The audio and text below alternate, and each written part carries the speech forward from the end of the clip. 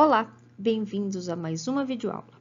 Vimos no final da videoaula sobre números quânticos que podemos utilizar o diagrama de distribuição eletrônica, conhecido no Brasil como diagrama de Pauling, para realizar a distribuição eletrônica dos elementos. Esse diagrama, que o próprio Linus Pauling nunca reclamou autoria, é uma forma simples e rápida de determinar a estrutura eletrônica dos átomos. No entanto, muitos o utilizam mesmo sem saber sua origem ou seu significado. O diagrama de Pauling nada mais é do que uma sequência de energia dos orbitais que segue o princípio de Aufbau, ou princípio da construção. Esse diagrama tem uma origem baseada tanto na teoria quanto nos resultados experimentais. Seu fundamento teórico está em sua própria estrutura, porque o que simplesmente representamos como um S, 2P, 3D, 4F, nada mais são do que funções matemáticas advindas da mecânica quântica. Os resultados experimentais orientam a ordem energética, pois indica claramente que orbitais do mesmo nível, como por exemplo o 2s e o 2p, não possuem a mesma energia. Mostra também que o orbital 4s, por exemplo, é menos energético do que o orbital 3d, além de outros casos análogos, e omite orbitais teoricamente existentes, porém sem observação experimental, como 5G, 6H e outros. Não restam dúvidas sobre a praticidade e aplicabilidade desse diagrama. Sua importância é tamanha que em qualquer nível de ensino de química, do médio à pós-graduação, seja nas aulas expositivas, sejam em livros acadêmicos, ele ainda é utilizado. No entanto, deve ser utilizado com cautela. Nós utilizamos e ensinamos esse diagrama como uma referência a qual todos os elementos devem seguir. Mas será que a natureza, assumindo que os orbitais de fato existem, seria tão obediente e previsível assim? Todos os 118 elementos que conhecemos, sendo natural ou artificial, iriam obedecer a esse padrão? É razoável que não. Os elementos artificiais mais pesados, com tempo de vida muito curto, dificilmente obedeceriam a alguma regra. Mas os mais comuns, os elementos do dia a dia, devem obedecer, não é mesmo? É isso que veremos nessa videoaula. Veremos também como fazer a distribuição eletrônica dos íons. Vamos começar analisando dois elementos muito comuns, o cromo e o cobre, que simplesmente não obedecem a esse diagrama conhecido como diagrama de Linus Pauling. Vamos ver como construímos a configuração eletrônica teórica desses elementos, ou seja, prevista segundo esse diagrama. Vamos começar pelo cromo.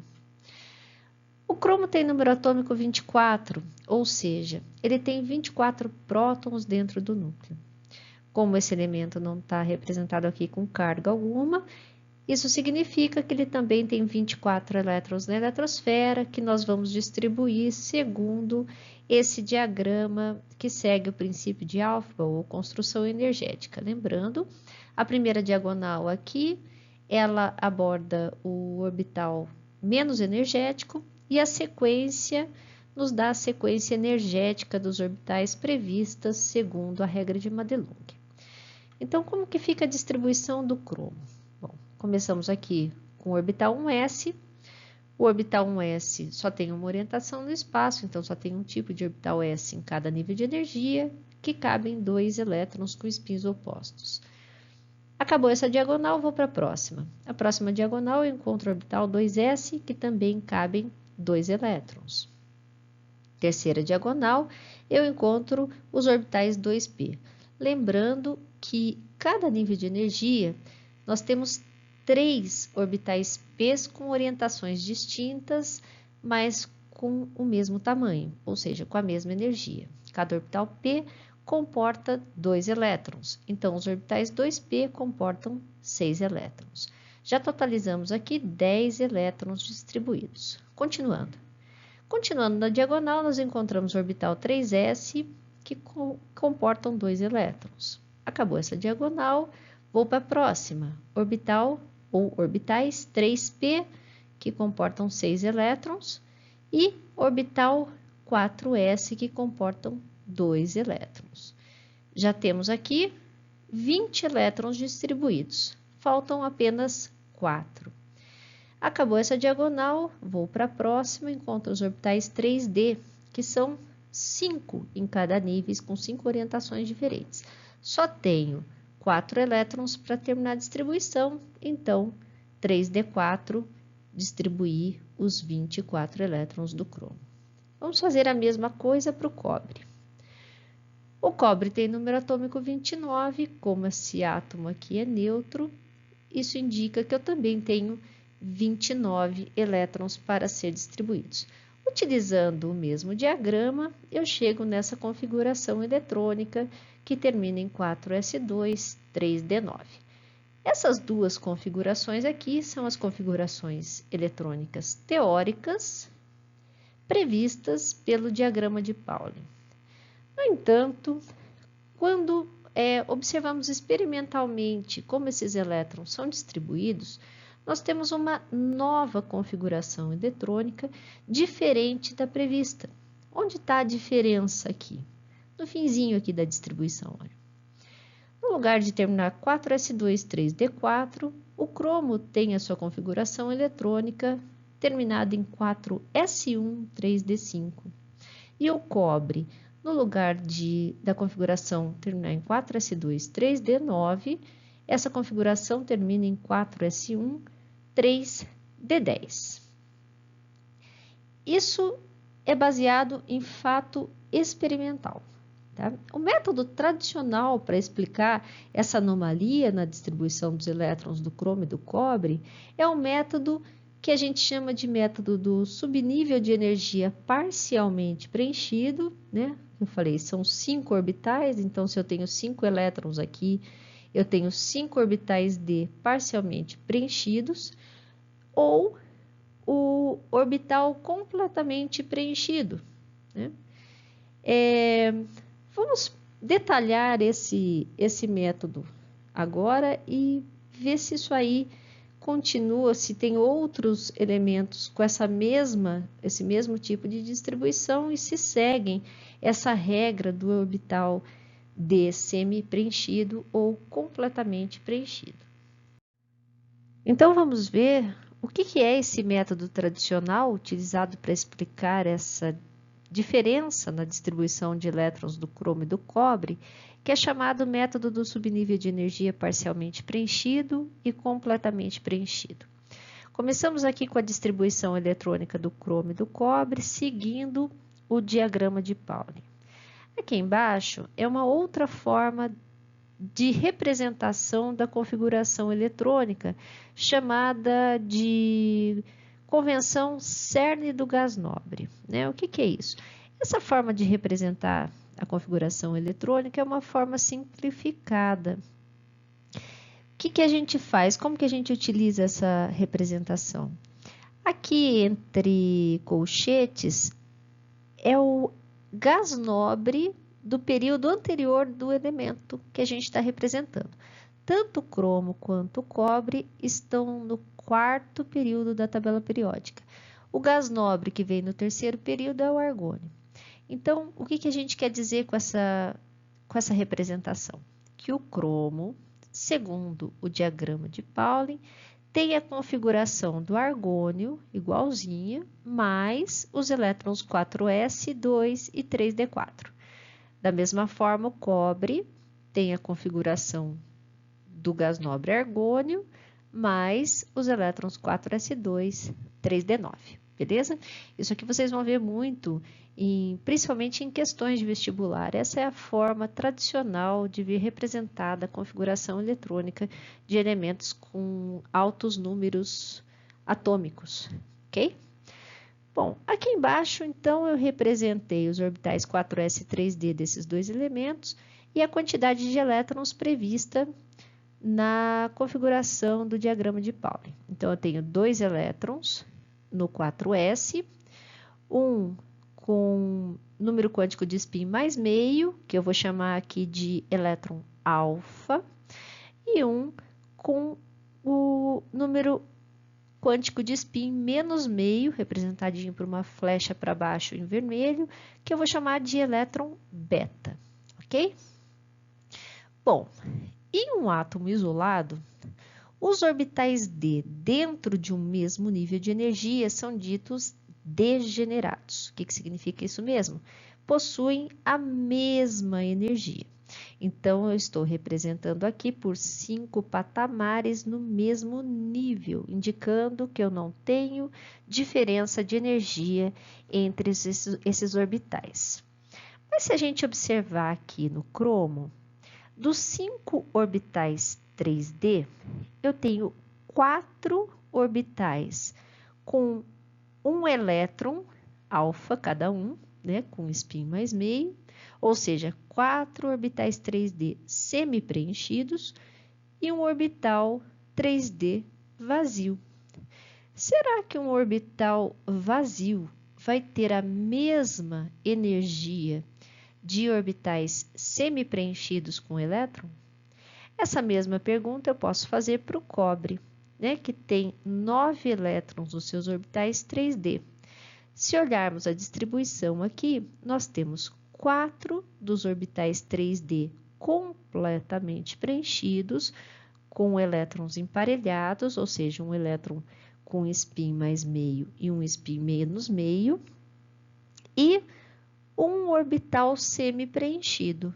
Será que esse orbital semi-preenchido vai ter a mesma energia desses outros orbitais que estão completamente preenchidos, né? Ou seja, eles são idênticos do ponto de vista energético, esses 5 orbitais aqui e esses 5 orbitais aqui? Bom, por isso gerar um desequilíbrio energético, parece que a natureza seguiu uma distribuição mais simétrica no caso do cobre e do cromo. Como assim? Os orbitais 4s e 3d desses dois elementos, eles têm energias muito próximas, né? O que isso acarreta? Isso facilita uma transferência de um elétron 4s para um orbital 3d. Então, a explicação dessa anomalia da distribuição eletrônica desses elementos é que um elétron beta sairia aqui do orbital 4s e entraria como elétron alfa no orbital 3d, ok? Então, eu teria uma distribuição eletrônica 4s1, 3d5. A mesma coisa aconteceria com o cobre. O elétron beta sairia do 4s e entraria no 3d, gerando uma configuração eletrônica 4s1, 3d10. Notem que, no caso do cromo, os orbitais 3d ficaram todos eles com um elétron só, com o mesmo spin, ou seja, elétrons paralelos, né? Todos mais meio aqui. E no caso do cobre, todos os orbitais D ficaram preenchidos. Esse é um orbital D semi-preenchido e isso é um orbital D completamente preenchido.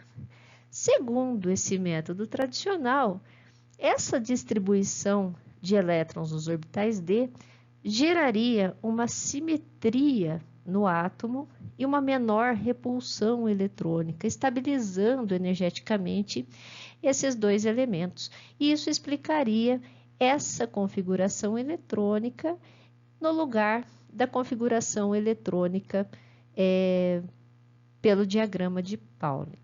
Tá? Mas será que outros elementos da tabela periódica seguem também essa regra do cromo e do cobre?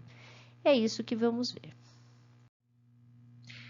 A explicação do orbital D semi-preenchido ou completamente preenchido vale muito bem para o cromo e para o cobre e para alguns elementos de suas famílias que sofrem o mesmo efeito, como, por exemplo, o molibdênio, que está na mesma família do cromo, que era a família mesmo, elementos pertencentes à mesma coluna da tabela periódica, segue a tendência do orbital D semi-preenchido. A distribuição eletrônica do molibdênio, então, seria como? Pela representação do cerne do gás nobre, ó, criptônio, que é o gás nobre que vem no período anterior ao período do molibdênio, 5s1, 4d5. Né? Então, ele seguiu a tendência do cromo. A prata e o ouro, que são da família do cobre, também seguem a tendência do cobre do orbital D completamente preenchido. A configuração da prata seria, então, o criptônio, que é o gás nobre que vem num período anterior da prata, 5s1, 4d10. E o ouro é representado pelo xenônio, a configuração eletrônica do xenônio, que é o gás nobre que vem no período anterior ao do ouro, S1D10 aqui também, ou seja, houve a promoção do elétron S para o orbital D e essa configuração segue a tendência do cobre e não do diagrama de Pauling. Então, quem não segue o diagrama segue essa tendência dos orbitais semi-preenchidos ou completamente preenchidos? Infelizmente, não. Se pegarmos aqui o tungstênio, que está na família do cromo, olha lá, ele não segue o padrão de orbital D semi-preenchido. Na realidade, ele segue o diagrama de Pauling, exatamente o diagrama de Pauling. Então, como explicamos esse caso tão obediente do tungstênio? Se olharmos com um pouco mais de atenção na tabela periódica, observamos que outros elementos também não obedecem ao diagrama e nem têm sua configuração eletrônica contemplada pela mesma explicação do caso do cromo e do cobre. Por exemplo, se a gente pegar o caso do nióbio, rutênio, ródio, paládio, platina, além de um grande número de lantanídeos e actinídeos que não estão mostrados aqui, eles desobedecem abertamente o diagrama de Pauling e também não obedecem à regra do orbital semi-preenchido ou completamente preenchido. Será que todos esses elementos são exceções? Na realidade, não são exceções, tá? É a realidade. A distribuição eletrônica deles é diferente. Ou seja, o diagrama funciona bem para uma série de elementos, né? Em especial os elementos representativos. Quem são os elementos representativos? São aqui dos grupos 1 e 2 e do 13, 14, 15, 16, 17, 18, essa parte da tabela periódica aqui. Toda essa parte da tabela periódica segue muito bem o diagrama de Pauling, mas nem tudo na natureza é obediente, né? Não é por isso que o diagrama não tem o seu mérito. Para vocês ficarem um pouco mais calmos, no vestibular, geralmente, quando tem alguma exceção, é o cromo e o cobre, que é explicado dessa forma do orbital semi-preenchido ou completamente preenchido. Esses outros elementos raramente caem em exames de vestibular. Mas como eu não gosto de deixar vocês sem explicação, eu vou dar uma explicação para vocês de como chegar nessas configurações aqui, sem utilizar o diagrama de Pauling e nem a regrinha do orbital semi-preenchido ou completamente preenchido. Já faz algum tempo que utilizamos métodos computacionais para resolver com aproximações a função de onda de Schrödinger para átomos com mais de um elétron, chamados átomos polieletrônicos.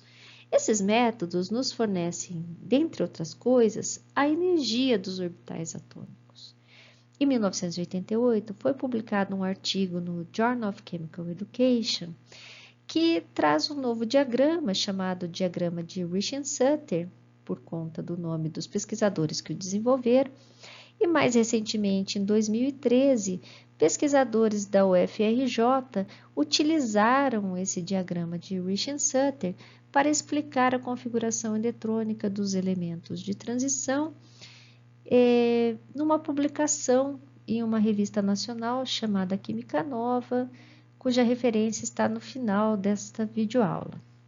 Eu vou apresentar para vocês, então, nesse slide, como que nós, utilizando o diagrama de Richens-Sutter, fazemos a distribuição eletrônica dos elementos de transição do quarto período da tabela periódica.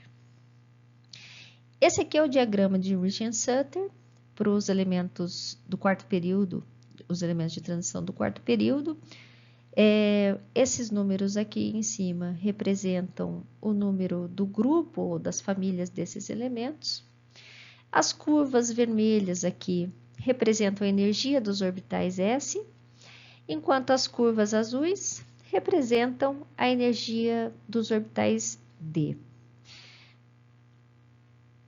Se vocês perceberem aqui, a principal característica desse diagrama é que a energia dos elétrons alfa e beta da mesma parte espacial da função de onda, ou seja, do mesmo orbital, são diferentes. Isso significa que os dois elétrons dos orbitais 4s, por exemplo, por terem momento angular de spin diferentes, né? Um tem momento angular de spin mais meio, outro menos meio, apresentam energia diferente. Tá?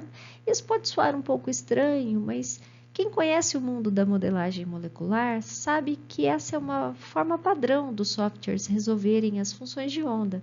São os chamados métodos irrestritos e são bem aceitos pela comunidade acadêmica especializada na área. Vamos analisar então o que significa esse gráfico. Então aqui eu tenho a energia, né, dos elétrons desses orbitais, variando em função da carga nuclear aqui no eixo X. O que é carga nuclear? Bom, quem que confere carga para o núcleo? O próton, né? Então, a carga nuclear nada mais é que o número de prótons dentro do núcleo desses elementos aqui. Bom, percebam que em todos os casos, a energia dos orbitais diminui com o aumento da carga nuclear. Por quê? Porque os elétrons têm carga negativa, né? E o núcleo tem carga positiva. Quando eu aumento a carga nuclear, eu atraio mais os elétrons, ou seja, os orbitais ficam mais próximos do núcleo e, portanto, mais estabilizados. Entretanto, a energia varia com taxa diferente. Ó. A inclinação dessas curvas aqui são diferentes. Né? Notem que os orbitais D, eles se estabilizam com uma taxa maior do que os orbitais S. Uma forma racional de se entender isso é que os orbitais D, para qualquer série de transição, estão mais próximos do núcleo que os orbitais S representados e, portanto, eles sofrem maior influência do aumento da carga nuclear, ok? Na verdade, aí reside o segredo do diagrama de Richard-Sutter, né? Para cada átomo, a energia dos orbitais D e S são diferentes. Às vezes seguem a sequência de Pauling, né? Isso acontece nos primeiros elementos da série. Olha, o diagrama de Pauling fala que os elétrons dos orbitais 4s têm menos energia que os orbitais 3d. Isso é verdade aqui para o comecinho desses elementos de transição. Mas quando a gente vai chegando no final da série, os orbitais D apresentam menos energia do que os orbitais S, ok? Bom, uma coisa antes da gente começar a completar esse diagrama é o seguinte. Na hora de fazermos a distribuição eletrônica, da mesma forma com o diagrama de Linus Pauling, aqui no diagrama de Richard-Sutter, a gente tem que começar a preencher primeiro os orbitais de menos energia para depois dar sequência para orbitais de maior energia, tá? Que é o princípio de Aufbau ou de construção. Então, vamos lá. Mais uma coisa antes de fazermos alguns exemplos, vou chamar a atenção do seguinte, olha aqui, ó. O orbital 4s foi desmembrado em 2, né? Porque eu estou considerando que a energia do elétron com spin mais meio é diferente da energia do elétron com spin menos meio, ok? Então, eu só vou poder colocar um elétron aqui e um elétron aqui, tá? E Os orbitais 3D, a mesma coisa. Eu desmembrei em 3D alfa, ou seja, elétrons com spin mais meio, e 3D beta, elétrons com spin menos meio. Como são 5 os orbitais D, eu vou ter 5 elétrons alfa, 5 elétrons beta. Então, vamos começar com o vanádio. O vanádio, ele está antes dessa inversão dos orbitais D aqui. Então, vamos colocar ali, ó. Eu tenho um elétron S com spin mais meio, um S com spin menos meio. 5 elétrons D com spin mais meio, 5 elétrons D com spin menos meio nessa sequência energética.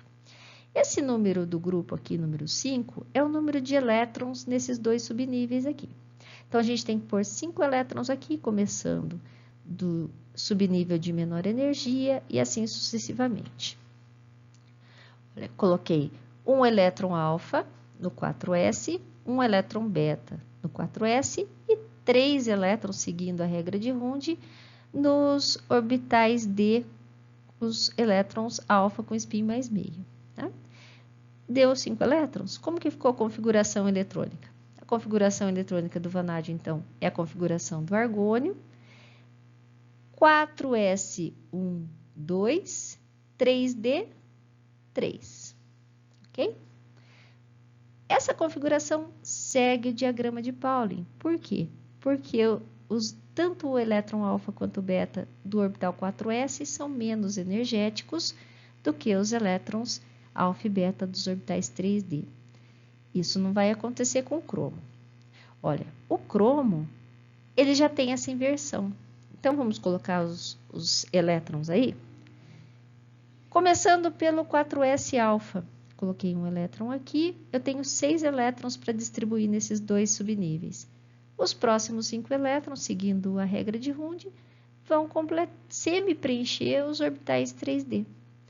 Ou seja, a configuração fica 4s1, 3d, 5.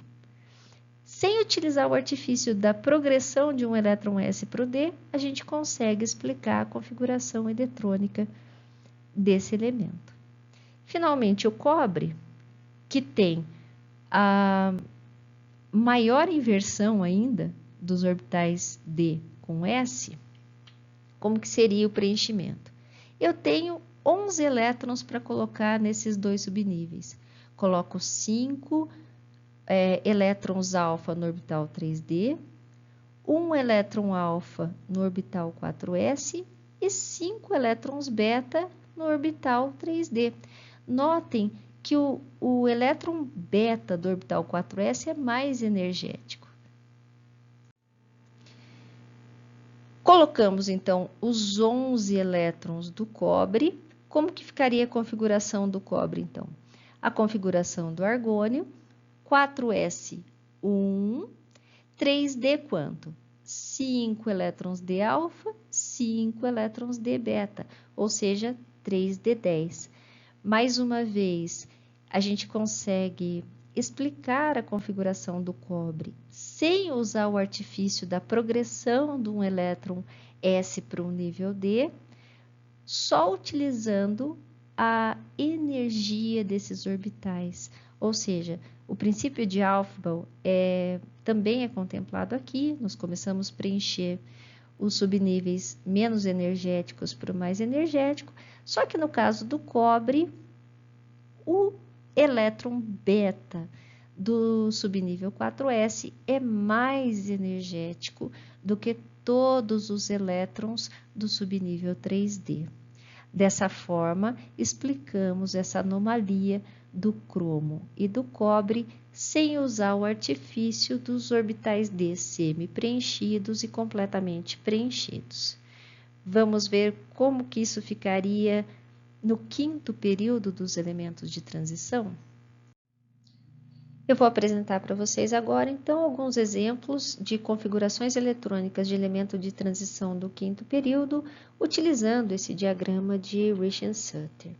Então, aqui nós temos os elementos de transição do quinto período, da mesma forma que apresentado no slide anterior aqui, representa o número do grupo ou da família desses elementos, e o diagrama apresenta a variação da energia dos elétrons dos orbitais 5s e 4d em função do aumento da carga nuclear desses elementos. Notem que a carga nuclear aqui é maior, porque nós estamos falando do quinto período, né? O quinto período tem um nível de energia a mais, ou seja, tem mais elétrons e mais prótons, consequentemente, dentro do núcleo em relação ao quarto período.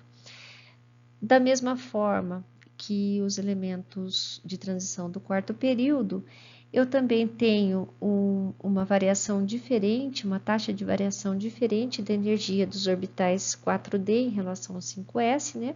Os orbitais d são mais estabilizados conforme aumenta a carga nuclear. E, da mesma maneira, os elementos, o primeiro elemento aqui, que é o irídio, ele vai seguir o diagrama de Pauling, porque nesse ponto aqui, tanto os elétrons alfa quanto os elétrons beta do orbital 5s são menos energéticos do que os elétrons alfa e beta dos orbitais 4d. Essa inversão ocorre mais rapidamente e nos últimos elementos, tanto os elétrons alfa quanto beta dos orbitais 4d são menos energéticos do que os elétrons alfa e beta do orbital 5s, né? O que vai completamente contra o diagrama de Pauling. Eu vou resolver aqui 3 exemplos, eu vou fazer a distribuição do nióbio, do molibdênio e do paládio, e se vocês quiserem, façam a do tungstênio, do rutênio, do ródio, da platina, da prata e do ouro, utilizando esse diagrama, que vocês vão ver que funciona perfeitamente, tá? Lembrando que o número do grupo aqui é o número de elétrons total que vocês têm que distribuir nesses 2 subníveis aqui. Então, vamos começar aqui pelo nióbio. O nióbio tem uma inversão de energia dos orbitais dos elétrons alfa dos orbitais 4d em relação ao elétron beta do 5s, tá? Então, eu vou representar dessa forma aqui, ó. Eu tenho um elétron alfa do 5s, depois 5 elétrons alfa do orbital 4d, para depois entrar com o elétron beta do orbital 5s e os elétrons beta do orbital 4d.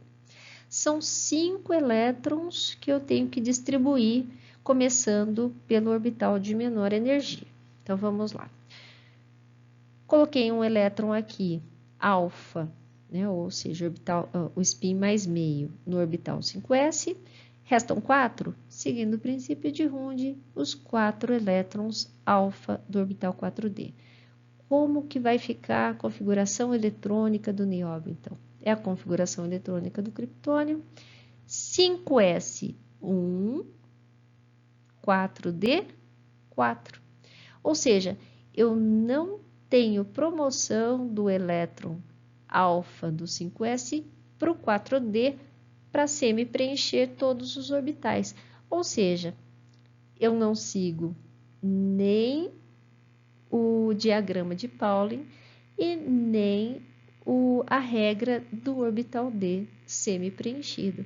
Essa configuração eletrônica corresponde exatamente o que a gente observa experimentalmente e seguindo o princípio de Aufbau, ou seja, da construção energética, ok? Vamos ver o molibdênio? O molibdênio tá aqui, ó, tá? Então, ele também tem essa inversão dos orbitais dos elétrons alfa do orbital 4d serem menos energéticos do que o elétron beta do 5s. Eu tenho 6 elétrons para serem alocados nesses 2 subníveis. Coloquei o primeiro elétron aqui, elétron alfa do orbital 5s, e depois os 5 elétrons alfa do orbital 4d. Então, como fica a configuração do molibdênio? Fica a configuração do criptônio, que é o gás nobre do período anterior, 5s, 1, 4d, 5. Ou seja, pelo diagrama de Richens-Sutter, nós conseguimos explicar a configuração do molibdênio que não segue o diagrama de Pauling sem usar o método do orbital D semi-preenchido, né? Por que o orbital D está semi-preenchido? Porque o elétron beta do orbital 5s é mais energético do que os elétrons alfa do orbital 4d. Finalmente, vamos fazer a análise para o paládio. O paládio já está chegando aqui no fim dessa série. Temos também a inversão aqui de energia do orbital 4d para o orbital 5s. Eu tenho 10 elétrons para distribuir nesses dois subníveis de energia. Eu começo colocando 5 elétrons com o spin mais meio, ou seja, 5 elétrons alfa no orbital 4d, que é o menos energético. Me restam 5 elétrons para colocar no próximo nível. O próximo nível de energia é o 4d também, olha. São os elétrons beta, ou seja, de spin menos meio, dos orbitais 4d.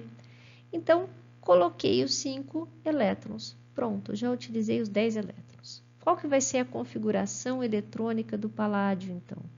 Eu não tenho nada no orbital 5s, porque tanto o elétron alfa quanto o elétron beta desse orbital são mais energéticos do que os elétrons do 4d, e o 4d com 10 elétrons, sendo 5 elétrons com spin mais meio, 5 elétrons com spin menos meio. Ou seja, o paládio, que tem exatamente essa configuração experimentalmente, não poderia ser explicado pelo diagrama de Pauling. Poderia ser explicado pelo método do orbital completamente preenchido? Poderia, mas a gente viu que esse método do semi-preenchimento e do preenchimento total dos orbitais 4d também tem várias exceções. E aqui isso não é uma exceção, é uma regra. Nós continuamos preenchendo os subníveis de energia, levando em consideração a ordem crescente de energia desses orbitais. Para finalizar essa discussão, eu gostaria de ressaltar para vocês que o diagrama de Richens-Sutter ele falhou em prever a configuração de vários elementos do bloco F, que são chamados elementos de transição interna, tá? Por que ele falha? Porque o método quântico utilizado não foi muito adequado para prever a energia desses orbitais. Isso lá em 1988, né? Os métodos computacionais vão evoluindo. Então, o que eu queria apresentar para vocês é que a ciência não é estática, a ciência vai evoluindo. E essas exceções, elas começam a ser explicadas quando desenvolvemos novos métodos para conseguir chegar na explicação adequada para essas exceções. Então, a ciência não pode ser vista como uma coisa estática, imutável e perfeita. Ela tem variação e conforme as tecnologias vão evoluindo, a ciência evolui junto.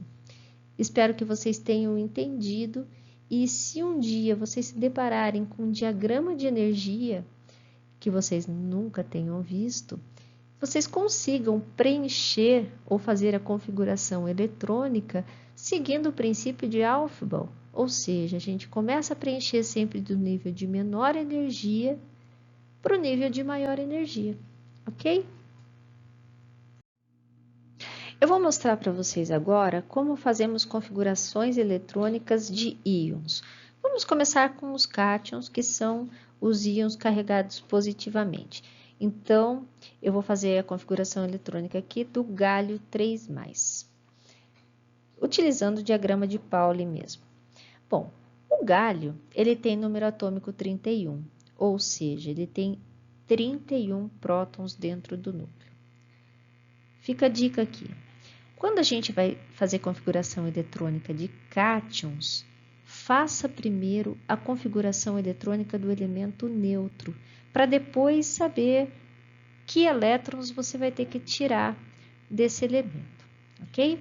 Então, o galho neutro tem 31 elétrons. Utilizando o diagrama de Pauling, eu vou distribuir esses 31 elétrons seguindo a sequência energética. 1s2, 2s2, 2p6, 3s2, 3p6, 4s2, 3d10, 4p1. Ó, a somatória dos elétrons aqui tem que dar 31. 6, 7, 8, 9, 10, 12, 18, 20, 30, 31. Perfeito? Bom, essa é a configuração eletrônica do galho neutro. O que significa essa carga 3+? Essa carga 3+ significa que o núcleo está mais evidente do que a eletrosfera. Lembre-se que em reações químicas, que nós dizemos reações químicas ordinárias, ou seja, essas que acontecem no dia a dia ou no laboratório de química, nós só mexemos na eletrosfera do átomo. A gente nunca mexe no núcleo. O núcleo só vai ser alterado em reações nucleares, ou seja, radioativas. Não é esse o caso. Então, como que o núcleo vai ficar mais evidente sem a gente mexer no núcleo? Tirando elétrons da eletrosfera. Nesse caso aqui, o número de prótons e elétrons era a mesma, por isso que não tinha carga.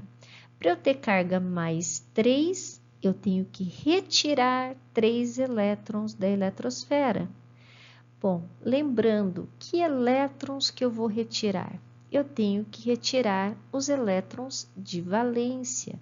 O que é elétron de valência? É aquele que está na última camada ou no último nível de energia. Por isso que eu falei para vocês fazerem primeiro a configuração do elemento neutro, porque muita gente vai tirar um elétron aqui do P e depois mais 2 do D. Isso está correto? Não.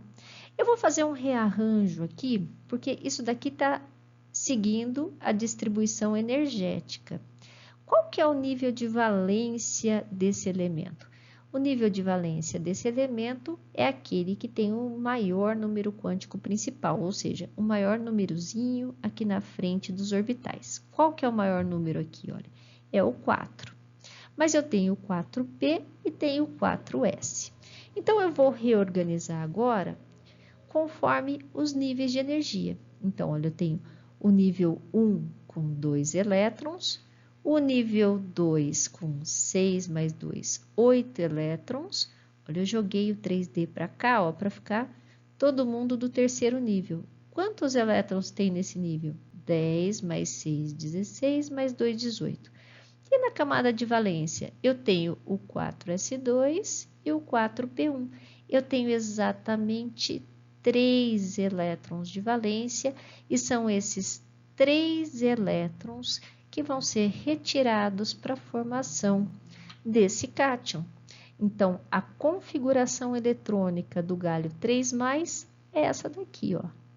1s2, 2s2, 2p6, 3s2, 3p6 e 3d10. Eu tirei todos os 3 elétrons do último nível de energia. Então, fica a dica. Quando vocês se depararem com um cátion, primeiro façam a configuração eletrônica do elemento neutro, reorganizem essa configuração de forma a separar os níveis de energia, para vocês saberem exatamente quantos elétrons tem em cada nível de energia, e depois retirem os elétrons dos elétrons de valência, ok?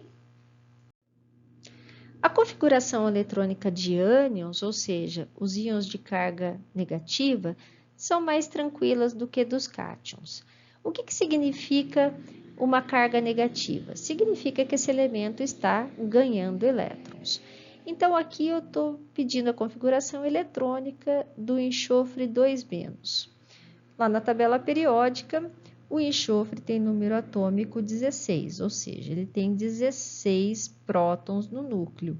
Quando ele está neutro, ele tem 16 elétrons. O número de prótons e elétrons é igual em elementos neutros.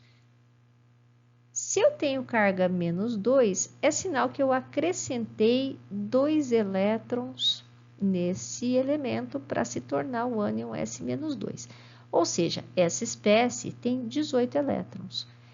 Sabendo o número de elétrons da espécie, é só fazer agora a distribuição eletrônica seguindo o diagrama sem nenhum problema. Então, 18 elétrons vai ficar o quê? 1s2, 2s2, 2p6, 3s2, 3p6. Ele já está, a configuração já está seguindo a ordem dos níveis de energia, né? Eu não entrei com orbital D nesse caso. Eu tenho 2 elétrons no primeiro nível, 8 elétrons no segundo nível, 8 elétrons no terceiro nível. Vejam que quando o enxofre ganha 2 elétrons, ele fica com 8 elétrons na camada de valência. Isso significa que ele completou o octeto. Mas isso é tema para uma outra videoaula. Espero que vocês tenham gostado dessa videoaula e tenham entendido como utilizar diagramas de energia para distribuição eletrônica. Até a próxima!